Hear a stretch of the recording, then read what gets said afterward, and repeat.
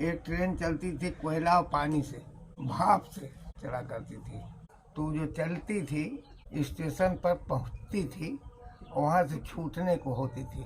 तो उसमें गार्ड होते थे। गार्ड साहब के पास दो झंडियां होती थी, एक हरी एक लाल। गार्ड साहब जब उतर करके अपने डिब्बे से पीछे से इंजन के ड्राइवर को इशारा करते थे हरी झंडी।